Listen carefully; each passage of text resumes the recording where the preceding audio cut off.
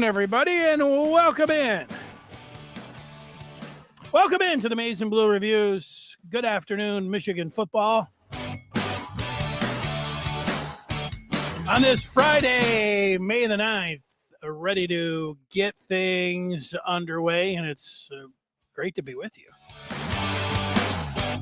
Great to be with you, and always talking about what's going on, the latest in Michigan sports. And, you know, now that we've put the spring game in the rearview mirror and it's warming up outside, this is, you know, what some would say, you know, the slow time for Michigan football. And I would not disagree with that. Now, there's recruiting and there's camps, and but there's always, you know, when you're a big Michigan football fan, there's always, you always want to hear about it, even if there isn't really anything like the you would say could be new about it. So you just have to find different ways and different angles. And it's great to have all of you that join this show live, because we're here always right around 2:00 Mondays, Wednesdays, and Fridays.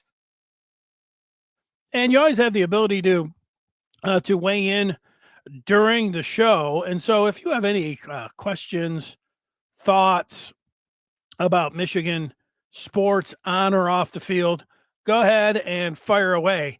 And now that we do get into the off season, if you have any sports questions about any sport that you wanted to throw out there, I can handle it. I'll try to handle it. And then I would just say, you know, the ask me anything that you see sometimes. Go ahead. You got anything that you want to know about anything going on in the world of sports or elsewhere? You know, the Pope, I don't know. Fire away and have at it. With that, Michigan basketball looks like they're set to retire a jersey coming up soon. We'll tell you all about that. With the NCAA, I don't know if I said Wednesday that was going to be the last of it unless something really comes up, but it is. I did want to point out a few things that may help those of you that are dealing with the NCAA blues, and I'll have a thought or two on that. But there's some big news surrounding college football, and something that Michigan wants to be involved in, and that is the college football playoff this upcoming year.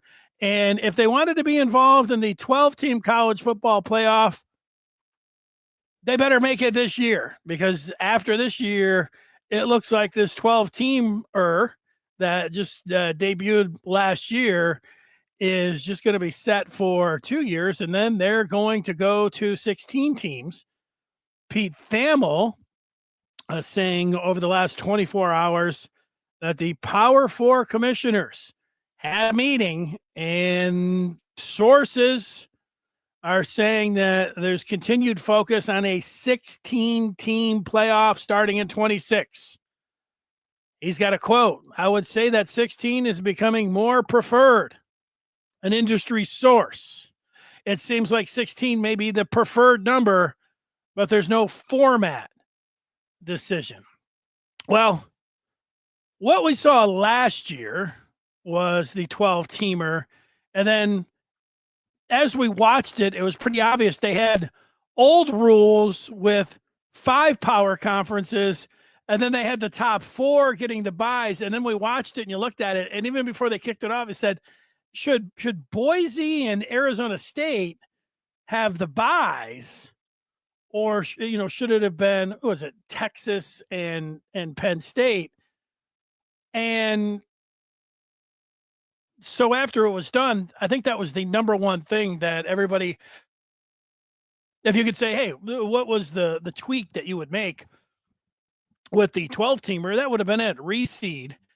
And it'd have been pretty nice. And then yesterday, Heather Dinich from ESPN was on the Pat McAfee show, and she said, and I'll paraphrase what she said, but the committee, that they like the idea. All of them like the idea of reseeding, just like all college football fans. But she said politics were getting in the way of doing that. And, you know, what would be the politics would be if you were the Big 12 or you were the ACC, You like having your team, if you win the conference, being able to get that bye, so they were able to exert some of their force. Where if you're the SEC or the Big Ten, they say, yeah, we want to reseed, and that's what's better for college football. Even though we all agree with that, everyone agrees with that. Maybe there'd be some folks in Big 12 and ACC country that wouldn't want to do that, but so it doesn't look like they're going to do that. Now, here are my thoughts on all of that. I would have liked to see the reseed, but I also wasn't going to go crazy about it. I do have to say that I thought that the 12 teamer that was I a cheerleader for it. I liked it. I liked having more teams than 4. I liked the idea. And then when I saw that there were going to be like these home games, that looked awesome. And then you're going to have all these home games, and then you're going to have more games, and then you're going to have a Final Four. And I thought, wow, this is going to be awesome. And it turned out it wasn't as awesome as I thought it was going to be. Now, look, it was just, and here's the thing: 1 year. I didn't want to overreact. I just want to react. I don't want to overreact, even though it's what we do. We all overreact. But out of all competition in all sports, the best is college football. I love it. So it's not like I'm going into it and thinking I'm a casual college football fan. I mean, this is the sport out of all sports. And I love basketball and baseball and hockey and golf and some others, but it's college football. And I can't say that at every turn. I was just every night, yeah, this is so awesome. This is what I dreamed. There were some things in my life in college football over the years that actually I thought were going to be the greatest things, and then they ended up being the greatest things. One was that I had heard about Michigan Stadium years before I ever went there. My uncle had tickets, and we would sit out in his garage by the pool, and he would spin the tales of there are more people that go to Michigan Stadium than live in Ann Arbor. He would say that you go in there and you just can't believe the sea of humanity, and everything. And I would hear all this, and I would always be like, wow. And then he would say, I remember he's like, but you go there and it doesn't look like much from the outside. Just, you see it and you're like, this is the stadium everybody's going to go crazy about. And then you go in, you're like, wow, this is awesome. And all of those things were true. When I went to Michigan Stadium for the first time, I was walking up and I was like, yeah, this doesn't look, but I knew it wasn't supposed to look, this wasn't supposed to look awesome from the outside. This is before, clearly, this was in the mid 80s. This was before the renovation, where now it does look pretty impressive from the outside as well. Looks great, both in and outside. But then, getting in there and everything that went on, it was just perfect. It was great. It lived up to the hype. The other thing, when we used to talk about before there were the playoffs, it was just voting. And you'd play in the Rose Bowl, and then they would vote. And some people loved that. Oh, this is awesome. And Bo would always, I don't know if he would always say this, but he did say this, that he didn't focus on the national championship because he didn't want to, I don't know, did he not want to lie to his players because it wasn't in his hands. Winning the Big Ten and going to the Rose Bowl, that beating Ohio State. I mean, that's everything that Bo lived for. And he talks so much about the Rose Bowl. And then when I finally pilgrimage to the Rose Bowl, it was a nod to Bo. When I went out there, I'm like, Bo is correct. This is the greatest thing ever. I mean, there's nothing. This is it. This is the Valhalla. It lived up to all the expectations. The stadium, all of it. The Michigan lost the game even. And I came away, I remember the next day, going out to the beach and, driving down the coast. It was like, who cares? This was just the greatest experience ever. And Michigan had lost the game. So, I was saying all those things about, heading and looking at the college football playoff, that I thought that I was going to enjoy just like anything else in college football. So it's not always this way. Sometimes less is more, but I thought more would be more. But it wasn't like that. But I also thought that it had needed to take some time, to let it breathe and to get used to it. A lot of it was my wife, every night I'm like, oh, college football playoff game. She's like, oh, okay. And then, then I'm like, oh, college football playoff games. Wait a second. That's all you do is talk about. And I do that anyways. I mean, you should see her right now. She's like, oh, let me guess, NBA, NHL playoffs. I'm like, well, yeah. And now the Tigers are doing great. I'm like, yeah, the Tigers too. She gets that, but she wasn't ready for that with the college football playoff. And like, we're going, I'm like, no, college football playoff. And so we had all of that. So I didn't like it as much, but I'm going to talk out of both sides of my mouth. For the longest time, I used to look at college football and I used to say, but these guys are just stuck in the mud. They will never make any changes. They're never going to do anything. They're just going to sit on this stack of gold, and then they're not going to change things for the better of the game. And then they started changing it. And then they rapidly changed it. And then it was like, supercharged change. Like, everything is now. It's just a hyper change. And now they want to change it again. I mean, they wanted to change the 12-teamer with a reset, change it even before they hit the field with the 12-teamer. They're like 16 teams. So wait a sec. I can't even watch it for a couple of years before you're going to tell me that now we're going to 16 teams. But so that's what it looks like. My thought on a 16-teamer, I'm not sure that more is going to be better, because I've just watched the 12 and I didn't think that was necessarily better. But I do think that they'll need to get away from the buys. It was one thing. So Oregon won the Big Ten and then they got a bye, but was it better to get a bye while the teams were playing the championship games and then get into the playoffs so that you could build some momentum? I think that was the case. And if you have a 16-teamer, would you even want to then play for a championship, or would you rather have the bye? I think you would rather have the bye. It's easy to say, no, we want a championship. It'd be great for a ring, but you're playing another game. And ultimately what you want is to, win a championship. It's not like hockey and basketball where you can just play game after game after game. There's a finite number of games that you can play. So that's going to be my thought on it when it comes down to 16 teams.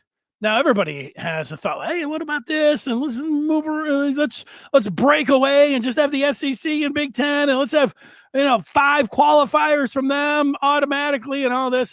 I'm going to see what they come up with there. But I did want to see reseeding. I would not have, screamed and yelled if they would have done that for this upcoming season, but it doesn't look like they're going to. I would have liked this 12-teamer to have gone on for more than 2 years, though. I would like to have seen it play out. Could they have said, let's do this for 4 years? Double the time that they're going to. That 4 years wasn't that an incredible time. Like, oh, you're an old dude that wants to, change is good. Like, hey, look, let's see it for 4 years. Maybe it is the best way to do things. And little tweaks along the way. This is a major tweak, going to 16 teams, like Thamel says. Now, if you're just joining us, this is where we're starting, talking about the latest news with college football, that they've got these meetings going on the East Coast with the Power 4 commissioners, and they want 16 teams now. That's more money. I do have to say this about going to 16 teams, and I haven't looked at the feedback yet, but if there are people, and I think there would be, like, they're ruining the game. This is a joke. They're watering it down. The games are going to be meaningless. I can see that, and I think there's a point to that. My one point, now that I've been around for a while and I've seen quite a bit of expansion with leagues and teams and playoffs, is that I'm kind of the same way. Every time that I've seen another round of playoffs, I've been over there going, playoffs? No, I've been over there saying, when is enough? Why do we have to keep doing this? You're watering it down. And then when the playoffs come, I end up liking it. And so after a while, am I going to be somebody that complains every single time about, oh, this is ruining the game. Why this is making the regular season, meaningless. It's definitely watering it down. And then the playoffs come, I'm like, hey, I kind of like this. I do. I like it. They've done it in the NFL twice on me. I complained both times. They just did it recently in the NFL. Oh, we're expanding again. I'm like, nah, come on. But then all the playoff games, like, ooh, it was nice. But like I said, I think it takes a little bit of adjustment with college football. People are so passionate about it. We've watched it for so long, and now they're like, we were stuck on just voting. And then the BCS, I don't know how, whatever, it was 98 started, because that was the year after Michigan won. They went to the BCS, and everybody's like, take out, it's just BS. But at least you had a matchup. That was better. It really was. I mean, there's no argument that was better. And then 4 teams was better than 2. And now, we had to adjust. We jumped it up to 12. Now we're jumping it up to 16. In a matter of 3 years, we're adding 12 teams. That's a hell of a lot. If I could have been in there and said, let's go from 4, I always say 4 to 8. I'm like, no, we got to go to 12. And now they're not letting that breathe at all. They're going right to 16. So those are my thoughts on college football before we move forward. Let's see. And like I said, if you have any questions on the field, off the field, Michigan, any other sport, or even non-sports, anything, you got a question you wanted to ask me, like, hey, what kind of razor did you use to shave your beard? I would be open to answering anything that you wanted. What's your workout routine? What's new and exciting when it comes down to that? How's your lawnmower running? Those are things that I actually have talked about recently. You can say, wow, what are you talking about? That's some of the things that I've talked about here on this show. Let's go to some of the feedback. Hadley. Oh, Hadley. Hadley's dialed in. He was, before the spring game, I was like, yeah, and I'll be listening to the spring game. And Hadley's like, no, you won't. There will be no spring game radio. And I thought, how does Hadley know this? But he was correct. Okay, Hadley, good job there. He says he thinks a 16-team playoff dropped the conference games because the team that wins it all will have played almost as many games as the NFL season. That's right. It will. And then will that ruin it? I know when we have Jerry Diorio, who did not join us today, but usually does on Fridays, and then Scar, who usually joins us on Monday, Scar loved winning the Big Ten. He loved his Big Ten championship ring. I mean, that M ring he's got, that Big Ten championship ring. I mean, these are, they're very dear to him. And you do get that championship. So that is going to be tough. I don't say he's got the old guard. I guess I'm with the old guard. It's tough. Because I get liking having a conference champion. Now that you have 18 teams, is that how many the Big Ten has? You forget. Come on. Yes, they will have to do that. JP. It's great that JP's a football coach down south.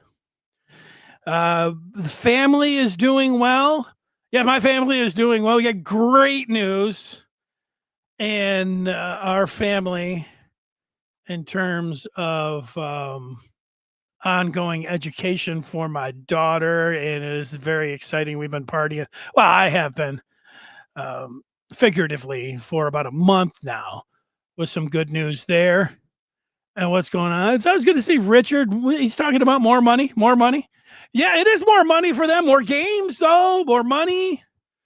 Balancing it out. There is the part, Richard, that you would like. You understand that there always has to be more money. You do get that part.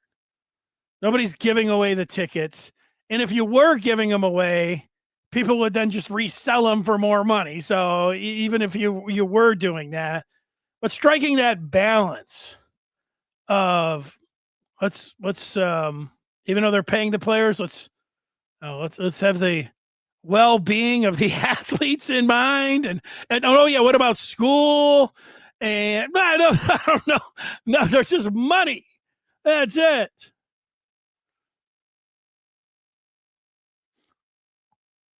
I didn't understand that one. Sorry. Richard, here he is bringing up school again. Yeah, we used to do that, but people don't talk much about school anymore. Hadley agrees. But they went way too long with the BCS. That's true. They did. Richard is saying, is it better for colleges to have more exposure? The athletes may have more pressure to move up. G Money, college football has to change to all. You'll have to explain yourself a little bit more. I think with this announcement, we're all agreeing here. Ted is saying the same thing. You got to dump the conference title games. And there is one good thing about that. Michigan, when they played Ohio State in 2023 and won that game, I know the previous year that Michigan had beat Ohio State, and Ohio State was still able to get into the four, and they should have. They didn't shank that field goal at midnight. They would have won a national championship, but it was it was the truest with everything on the line. Was Michigan going to get into with everything that was going on with Michigan? Would they, if they would have lost that game at home, would they have been voted in? I don't say probably not. Over 30 is an old timer now. Well, are there any youngsters watching? Yeah, I mean, it's YouTube. The average age of a YouTuber, though, Richard, I think, is in the 20s. Sam says so they're prepping college football into NFL minor league. I don't know if I like it or not. Being old school. Well, Sam, one of the arguments for the longest time about college athletics is that people that love the college game were worried that it would become too much like the pros. And like I said earlier, I really love college football. I love the NFL too. I put college football in front of the NFL. And if I had to rank of all the sports that I like, and I would say college football is number one.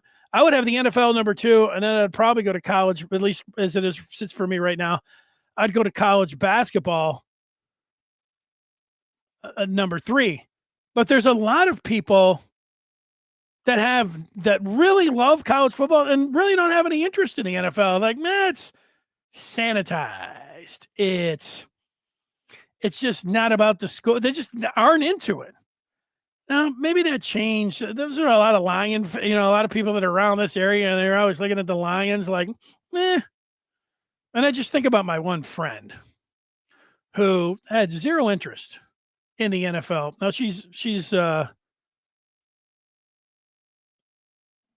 has a son now, and the son loves the Lions. So I think it's changed for her too. And she used to be like, nah, I don't like the pros. That was it. Keegan says, why are beards bald proof? Well, I do notice that a lot of guys that are bald roll with beards, and you would say, is that to take the take the, attention off of being bald. I would say that it gives you something to do. Hey, you don't have to go get a haircut. It's just not, it's not that bad. It's nice. It's, whatever. You got to think about saving money. I've never thought about how much money I would save, but then, yeah, I mean, you've at least got something you can work with. Once you're bald, there's not a whole lot you can do.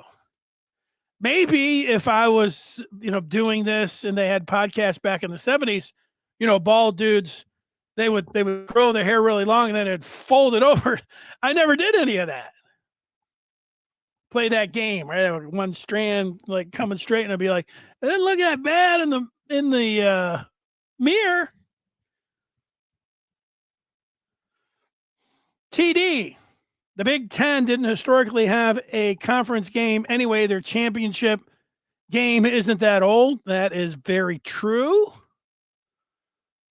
Sam is talking about give kids all this money right out of high school. It isn't a great idea with maturity levels. There's a point to that.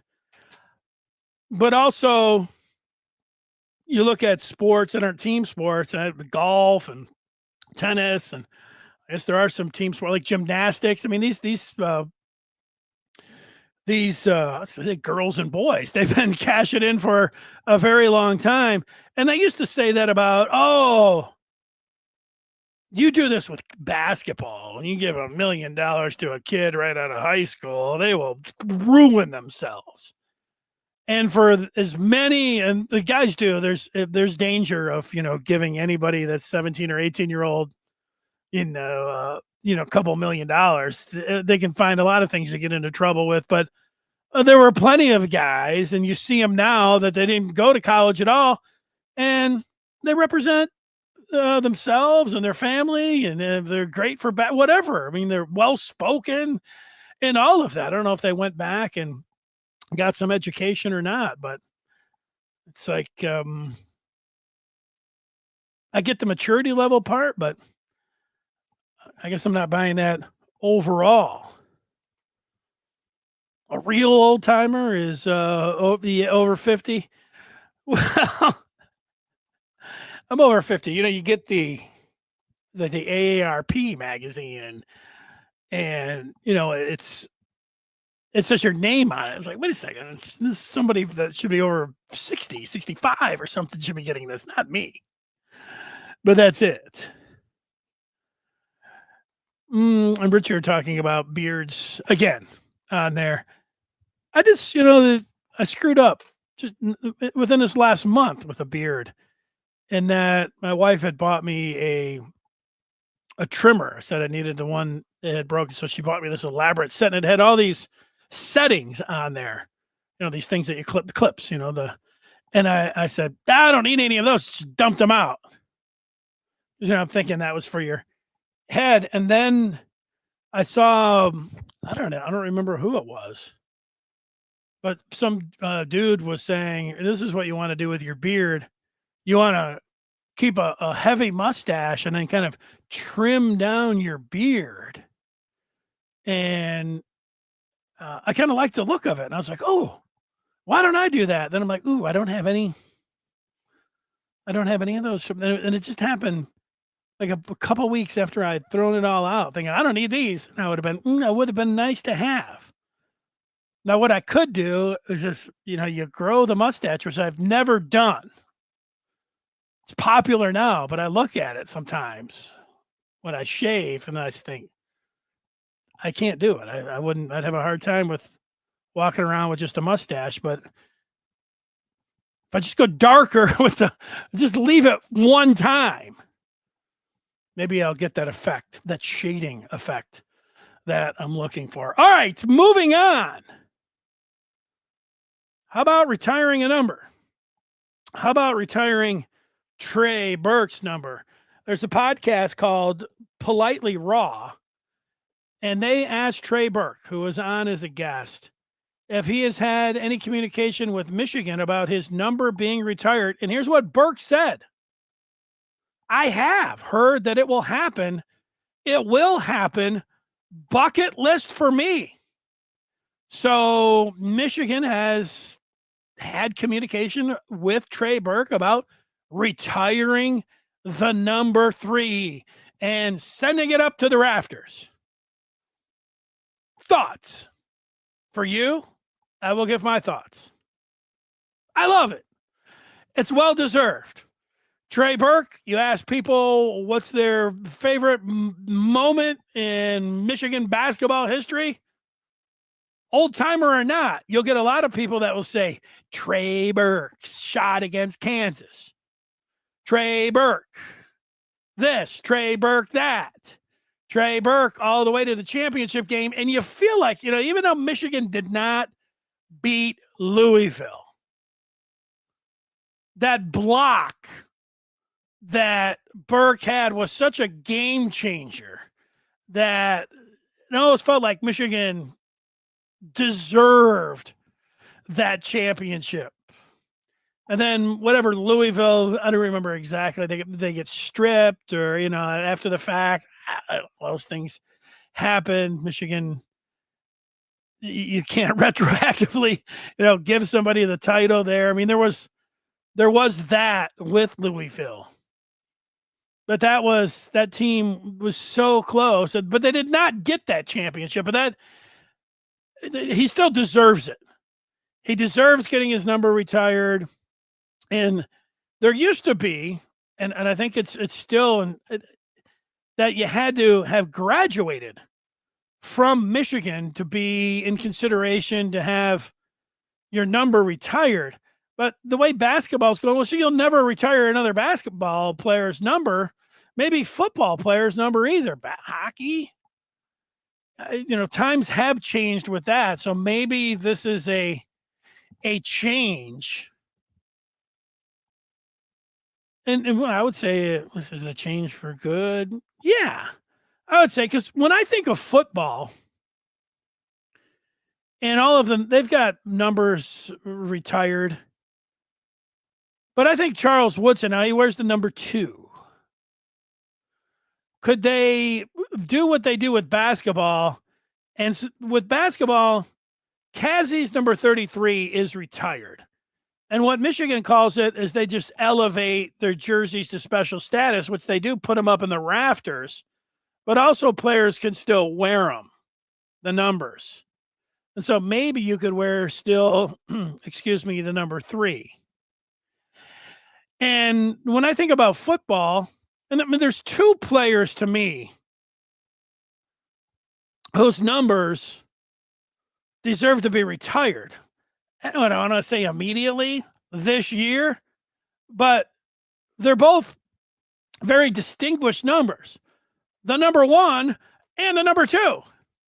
I don't think they're going to pull those numbers out of circulation. The number 1 is, it means something. Admit the number 2 does as well. But I say that I hope to live to see the day that they retire the number 1 or elevate it to special status. That's the thing with football. Like the Wisterts, the numbers that are Kramer, those numbers that are retired, I don't think they're anywhere. I'm thinking of the stadium. Maybe on the outside. I don't think those numbers, they're retired, but you don't see them anywhere. Is that correct? Where in basketball, you can elevate them to a special status, but you can put them up in the rafters. There's no rafters at Michigan Stadium. Others have walls that you have seen. Comerica, they've got their walls where they paint the retired numbers out there. Michigan doesn't have that. Do they have a spot where they could do that? And Anthony Carter, and maybe it's just however old you are, it's usually the one of the first players or players when you were like 8, 9, or 10 years old. Those are your players. Those are the guys that mean everything. Well, that's Anthony Carter to me. Anthony Carter's number one should be, something should be done. Now, I don't know, you said there's a lot of teams that have statues. If Ward Manuel came out and said they're commissioning a statue that they will put Anthony Carter, will have a statue outside of Michigan Stadium, or I guess it could be inside the Michigan Stadium fences, outside the stadium, but inside the gates. A sort of monument park. They've got that. They've got the room over there where they could do it. Put a statue of Anthony Carter. Would there be any protest? Who would protest a statue of Anthony Carter?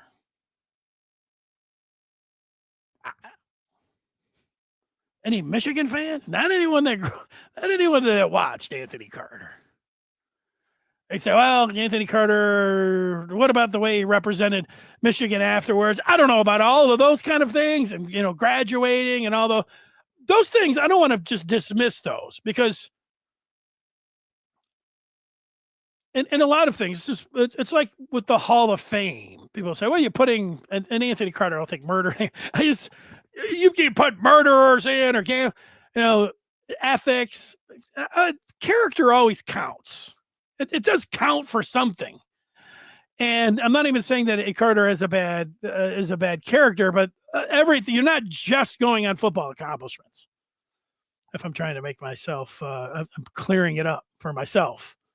It's not just football accomplishments, or that number one statue would be out there already. We have a statue of Bo, and for the longest time, that statue was in jeopardy. I myself thought that they should have put a plaque up next to the statue, but they didn't do that. Michigan dug in and said, nope, we're keeping the statue. And they did. But a Carter statue, I would be all for. I would also be for a Woodson statue. And when it comes to care, I don't know everything about Charles Woodson, but I do know that he has given a lot of his time to the Children's Hospital, and what he has been able to accomplish there. That seems pretty good. In addition to, and he's like, he's a great football player, we all know, but off the field looks pretty good too. I mean, what are they waiting for when it comes to Woodson? That would be my question. But I've been talking about this for at least 5 years, maybe even 10. What are they waiting for with Woodson? You keep thinking this is what around the corner. What are they waiting for with Charles Woodson? Let's get a Carter. Let's get a Woodson. Let's get the jerseys. Let's have a day. Let's make it a lifetime. Let's have a coronation. Let's go over to Ward and let's get a tradition going, like where they'll put a little pipe over the athletic director's office, and then they will sit there with a committee, and if they can't come up with any statue or retirement, well, they'll just blow some like regular smoke over there. But if they sit in over there in their conclave and they come up with something, maybe there'll be some maize and blue smoke that could come out there, and everybody will be like, we have a number. We have a statue. So those would be the two. Basketball does become tricky after Trey Burke. Chris Webber and Jalen Rose and the Fab Five. The numbers aren't up there. You look over there, you do see some banners up for Michigan basketball, but there's no Fab Five banners going to the final. There's no Final Four banners for the Fab Five. And those banners have been talked about for a long time. I don't know, over 30 years I've been talking about these banners. Put them up. There's stuff down in the library in the back closet. They're still around, the original banners. I don't know, they were never up. They were up. I don't think they were ever up. They got them. So that would be the first step. But is now the right time with the climate and everything that's going on to celebrate They finally got him back, not last year, but it was just a year before they finally had come back. Chris Webber, that was the first time, right?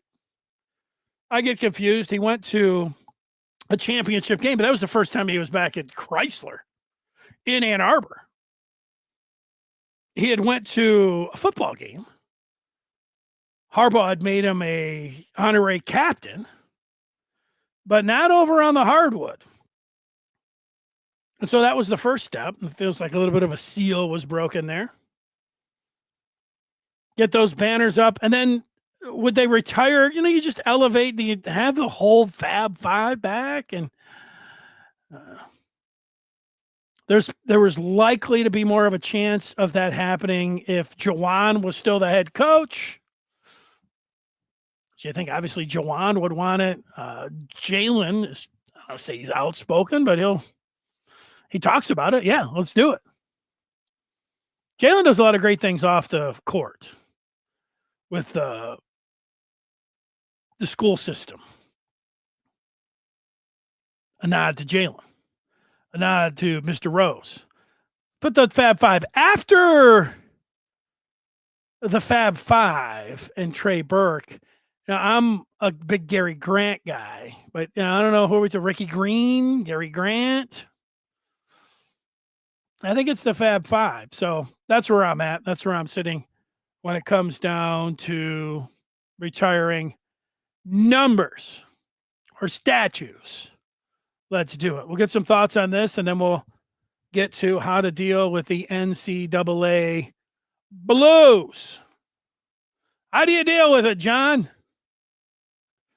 I think John sings the fight song, which is not a bad idea. Song can lift up your spirit. Ted likes the idea of retiring the number, elevating the number 3. Sam, I did get robbed. Just think where Spike Albrick would be. Would he have ever transferred if Michigan would have won after the epic performance that he had in the first half of that game? But Sam does not want his number retired. Ooh. Ted talking about the number 1 and number 2. Richard going up to the pros and says, what about that Barry Sanders statue? I have not seen that Barry Sanders. I've seen lots of pictures of it, but I like it. Sam, this is the kind of stuff I like right here. This is nice, Sam. Sam wishes that we had a player like AC now for Bryce. There you go. Yes. Yes, Sam. Now, I'm not going to put any pressure on CJ Sadler and saying he's going to be the next AC. But I kind of feel like that. I don't kind of feel like it. I feel like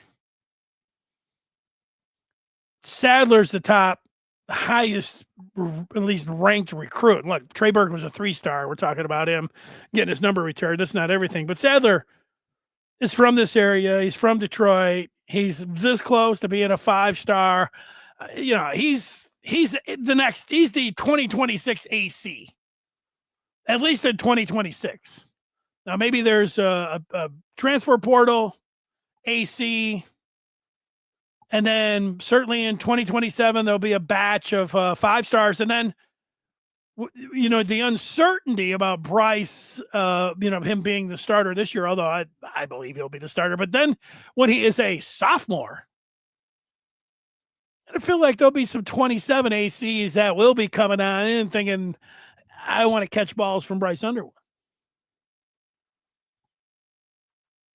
Mr. Martini making the point about Tom Brady. Now, Tom Brady had an excellent 99 season. Yeah, he's a 2-year starter. After the national championship, he lost his first 2 games. And then in 99, he had to fight off Drew Henson and everything else, and he was beloved. when he moved on and then be a late round pick, pick 199 in the NFL. But if Tom Brady never did anything in the NFL, would anybody ever mention him ever of being of getting his number retired of statute? No, but you do combine things, right? If Gerald Ford never went on to be president, would they have retired his number? Good point. Ted. I don't know what that's talking about.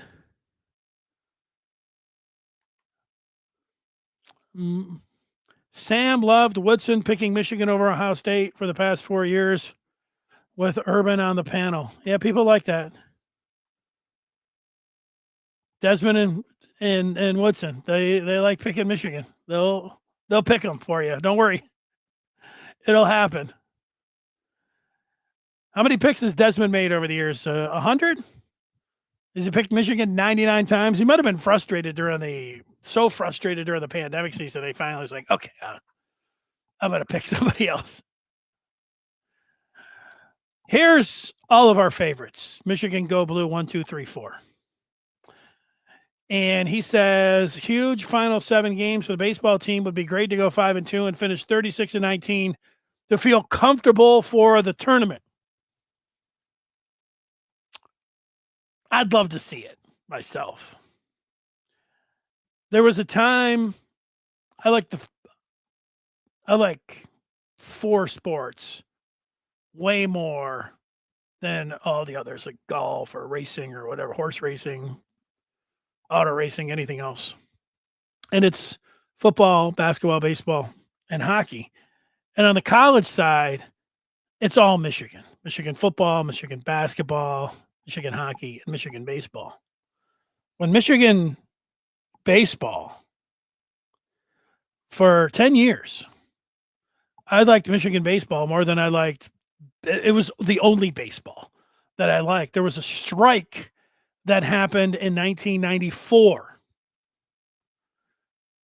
They canceled the World Series. And so I canceled baseball out of my memory. Canceled. And then I went to work in Ann Arbor. And there was Michigan baseball. And so I went down there. And I sat in the stands. And I was like, this is baseball. And I love it.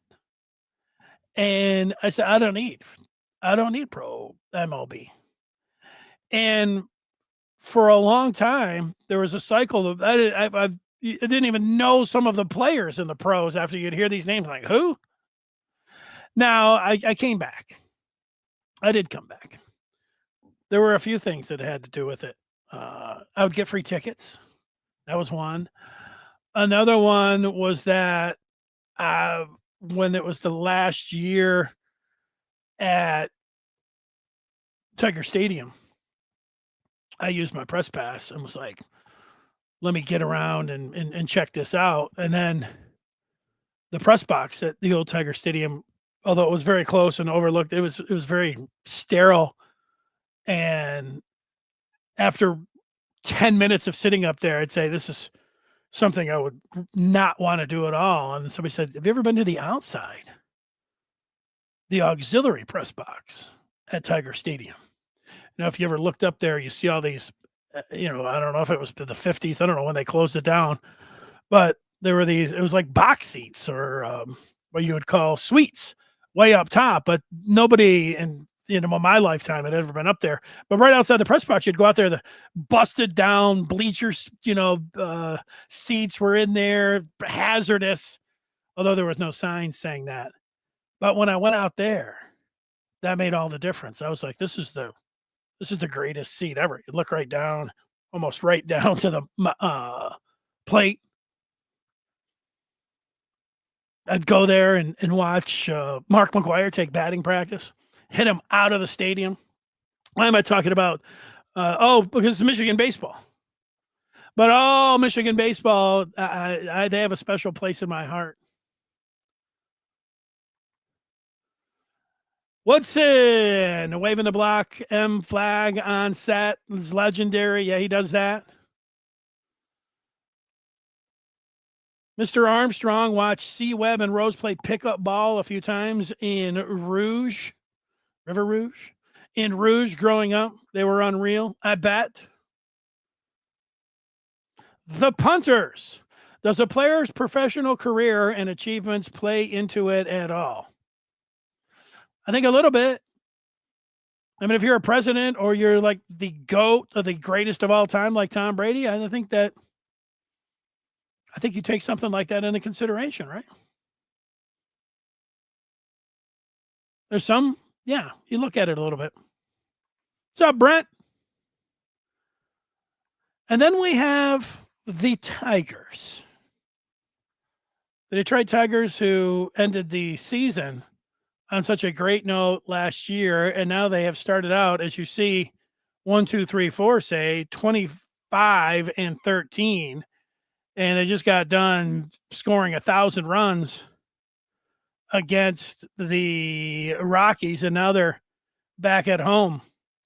You know, the Tigers in their last, was it 42 games, 30. In their last 42 games, they went 31-11 last year to get into the playoffs, and they advanced.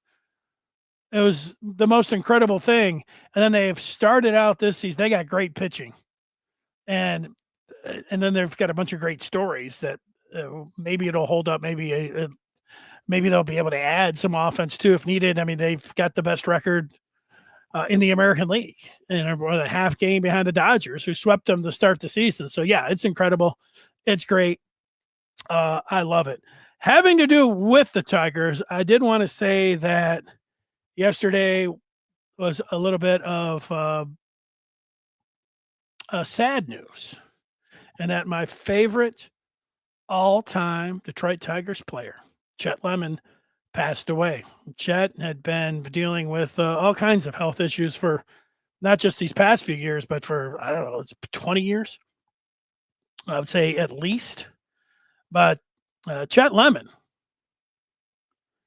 the only player that I ever hand wrote a letter to, was early 90s. I don't know how I had his address. Maybe it was in the paper.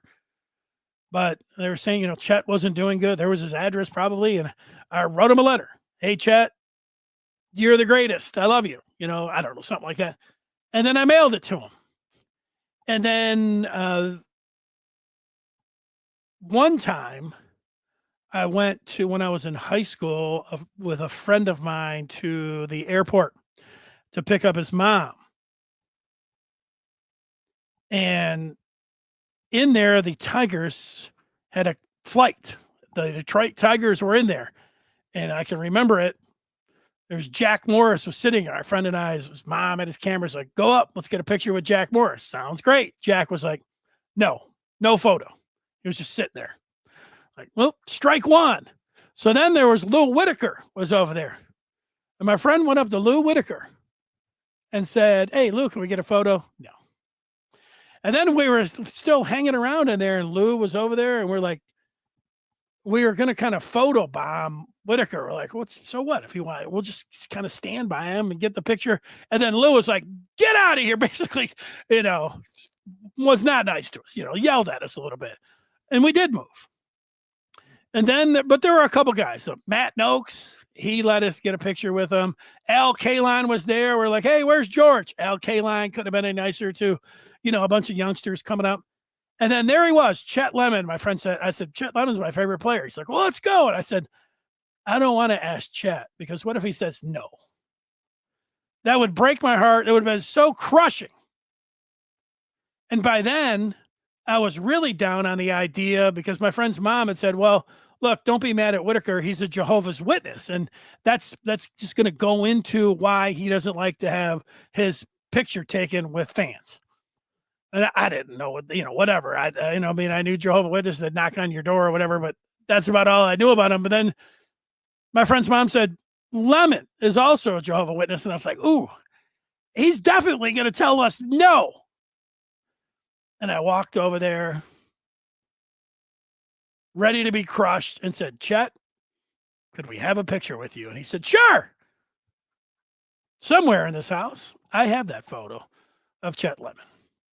So, one other story about Chet is that he had a like original glove that he used, I think, in high school. It was so beat up, and Al Kaline, when you would hear the broadcast, Kaline every once in a while would say, "George, Chet shouldn't catch the ball like that. He should catch it more like Larry Herndon." And Al Kaline and George Kell would say, "You are so right, Al Kaline." And you'd look up, and Herndon would use both of his hands, where Chet would kind of wait to the last second, and he would just throw up his mitt, boom, and he would make the catch. It was awesome. So that's that. Chester Lemon. All right. That's it. Woo! Yeah, I don't miss any Tiger games either now. This is all of a sudden. I was ready to go. After I heard the news about Lemon, I was looking for my mitt and ready to throw the ball around for old Chet Lemon. All right, so one final thing, and it has to do with the NCAA. You want to know, there's a story today about a possible negotiation and what's going on with that suspension with Sharon Moore, and maybe this was already set and there won't be anything tacked on or all that kind of stuff. You'd have to, I just browsed it really quickly, but that story is over on the Maize and Blue Review right now. You can get instant access by going to michigan.rivals.com.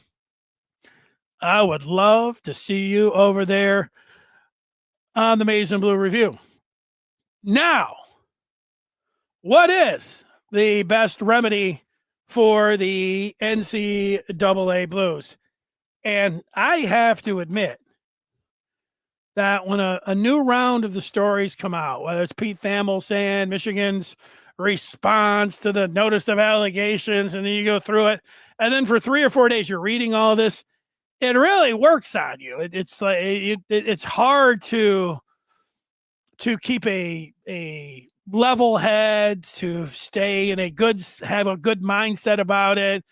It eats at you, and even if you tell yourself like, okay, this is what's the worst thing that's probably not going to happen, it just, you don't want Michigan football to be put in a bad light at all. And that's, of course, what this is doing. It's, even if it doesn't mean a whole lot, it's the perception about the whole thing. And perception for a lot, it's going to be reality. And then you have people that are constantly at you, and then they'll take it a million times worse. And it's just, it's maddening. If you follow it all the time, you have to separate. You can't sit around thinking about the notice of allegations and the NCAA, and you can't sit around every day firing back and forth with a Michigan State. You guys, Mel Tucker's, Urban Meyers, and I know that's what a lot of people do, but you're going to drive yourself crazy if you do that. What am I going to do? Suggest somebody, hey, don't go back and forth with Ohio State fans and Michigan State fans. Don't just put a stop sign up on them, but that's, a lot of that's what they want you to do. So I don't have any great advice for people that want to fight online with Michigan State and Ohio State fans. I've got no good advice. You could maybe give some good advice there, but I do think following recruiting helps. You go over it, and this time of year, you don't have to think about the NCAA and any, just think about recruiting. Ultimately, when they get into the season, if they're going to beat New Mexico, beat Oklahoma, beat CMU, beat Nebraska, and then it could all be over at that point. At least, the on the field, I think, if you're 4-0, you can put that in the rearview mirror, and you're winning football games. Winning football games is going to be the best remedy for the NCAA Blues. As has already been mentioned, Tigers or other sports, that really helps. Cowbells, you can never have enough of those. The other sport part, for years, I can recall the Tigers being done by, Memorial Day. Tax day sometimes. And then the off season gets pretty long. You're like, whoa. Michigan football, talking about Michigan football on May the 9th every day. It's like, this is going to be pretty repetitive, and it's going to be a long summer, counting down the days and everything else. But then a funny thing happens. You get a team like the Tigers, and it can be so exciting. I'll never forget 2006, where the Tigers, it was kind of out of nowhere that they hadn't really been doing anything, but now they were. Justin Verlander was a rookie. They had Kenny Rogers, and even though they didn't win the AL Central, they lost it, I think, on the last day of the season, and they backed into the playoffs, and they had to play the Yankees, and nobody was thinking that they were going to beat the Yankees, and they lost game 1 to the Yankees. But then they had won the next 3. But the clinching game, so it was a game 4, was at Comerica. It was on a Saturday in the fall, and Michigan was playing Michigan State. Now, if you'd have told me any time in my life prior to that game, would you want to be at a Tigers game? Even if you set up the exact stakes that, hey, they're in the playoffs and they're in a clinching game, or do you want to see Michigan play Michigan State in football? Ding! I would have immediately set up, give me Ann Arbor. Ann Arbor all day. Let's watch Michigan. It's Michigan football. It's college football all day long. And yet on that Saturday, maybe I was even questioning myself. I went out there. Jeremy Bonderman was on the hill. I think he set down the first 13 batters, something crazy like that. And it didn't take long to get the feel that, wait a second, this is the place I want to be. This is actually better. Now look, that's a long ways off and everything else. And I'm talking right to college football fans and be like, I don't like baseball that much. But it happened that particular day. Now, if that would have been the baseball doesn't go to the back half of the college football season, you get into the Saturday, you get a big game against Penn State or something, it could be different. But 2006 was a good year for Michigan too. Remember, that was they had the game of the century against Ohio State. And Sean Crable got, that late hit. Troy Smith. Michigan would lose that game to Ohio State. So, but yeah, the point is, and it is true, that the Tigers can make you have an enjoyable offseason, and next thing you know, there's football. It is weird, though, to get into September. Like you wait for college football, but then the baseball's still going on. And then, you're into the playoffs and you're still, it's nice there because you get football Saturday, football Sunday, and then you get baseball all through the week. And it's all jammed in there together. And you got to deal with it. But those are nice problems to have. Hopefully, we will have those kind of problems. We'll take a last few that we have here on the feedback. Richard remembers Chet's one-handed catches out in center field. Sam liked the 84 Bless You Boys team.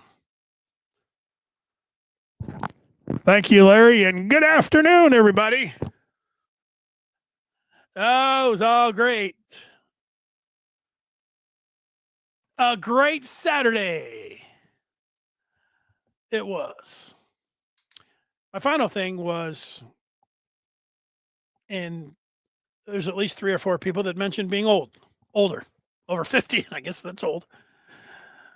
Way back, kids, before interleague play, the American League did not play the National League, which made the Midsummer Classic, aka the All-Star Game in baseball, a real event. You would see the National League players maybe for the only time until the playoffs, and it meant something. You didn't see a senior circuit going, and wow, this is awesome, and it was great. And Chet Lemon made the All-Star game once as a Tiger. I think he made it a couple times when he played for the White Sox, but he made it one time for the Tigers, and he his first time up, he got on base. The one thing about Chet he would do that it doesn't, I don't think it's not recommended. I don't think it helped you, but he would slide into first base, and when it was close, not every time, but sometimes he would dive head first into first base. Which you don't see anybody do anymore, but Chet did it. He did it in the All-Star game. He got on first base, but then, so it was great for me being a big Lemon fan, but then he got picked off. He had these white shoes on. Was, it's All-Star game. You're looking pretty cool, Chet. And he got picked off. Not any good. But then to think about the National League, my exposure to them, like a lot of people, talking now the 70s and 80s, was this show on Saturday called This Week in Baseball with Mel Allen. And Mel Allen would go, how about that, kids? And the Tigers are on quite a streak. But don't look now. Look at the rest of the American League Central. The Twins are playing well. So are the Royals. And don't forget about the Guardians. What? Mel Allen's like, what? But the best thing about Twib Notes and This Week in Baseball was that they had this great song, this great intro and outro music, da da da da da da. And I would hear that as a youngster, and I'd be diving all around, sliding, swinging for the fences and everything else. But one year, they had Lemon, who went and robbed, I think it was in extra innings. I could be wrong about this, but this is my memory of it. In extra innings, he went over the wall and caught the ball to preserve the victory, robbed the home run. He came up with, he had these flip shades on. He was pumping his fist, and it made the This Week in Baseball pregame or postgame, whatever it was, might have been in both. Da, da, da, da, da, da, and you would see Lemon. And so I would every Saturday, I think, just wait around for that, and it would be there. In the music and Chet Lemon jumping up over the fence and grabbing that one and bringing it back in. Nothing like it. Nothing like it. One of the great memories of my childhood. Thanks so much for watching the Maize and Blue review. We will see you coming up on Monday. Have a great weekend. And that's it. See you later, folks.